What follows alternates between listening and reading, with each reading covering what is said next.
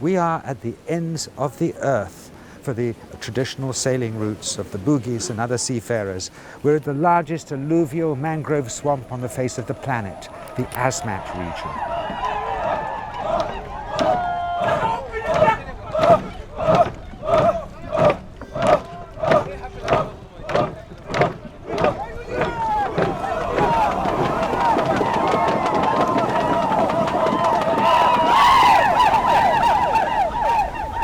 Very small human population here, vast amount of unexplored territory.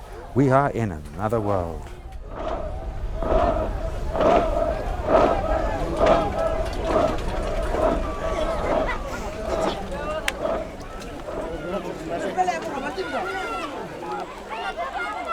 So these people first came to the world's attention for their cannibalism and headhunting. But nowadays, now that they're no longer hunting heads, we see that behind that fearsome reputation, they're just a sweet and gentle people.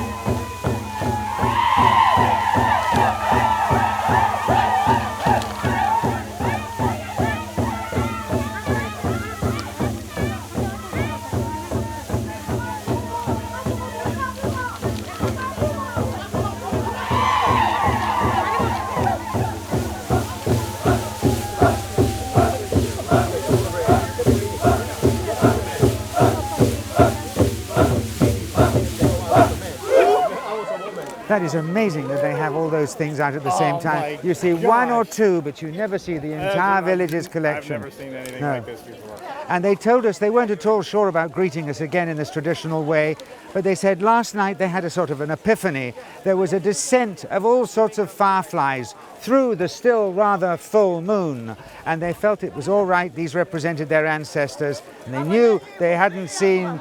Well, they've never done this ceremony for the last 20 years, since it was performed only once before, when I brought Mick Jagger and a pile of other crazy people here 20 years ago.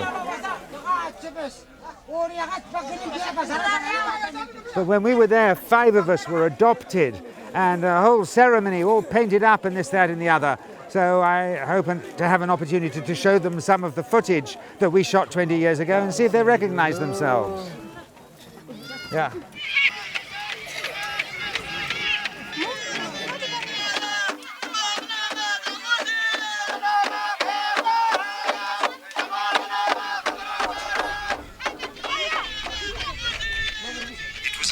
Made in a sea of mud, of wood, ochre, feathers, and a few shells.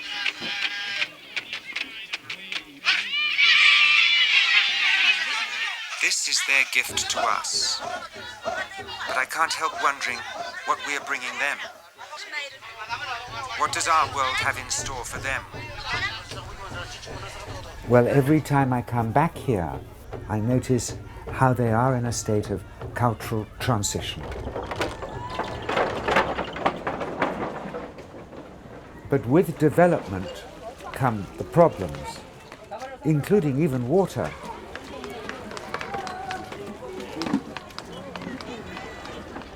So the ferry captain at the end of this dock is taking advantage of the water shortage here. He's brought in a whole load of water, and he's cleaning up with this not entirely clean-looking water.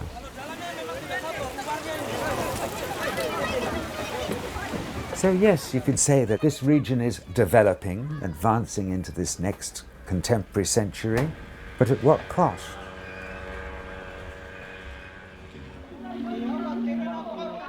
Remember, these people have existed here quite happily for 50,000 years, living in perfect harmony with their environment, even if not always entirely with each other.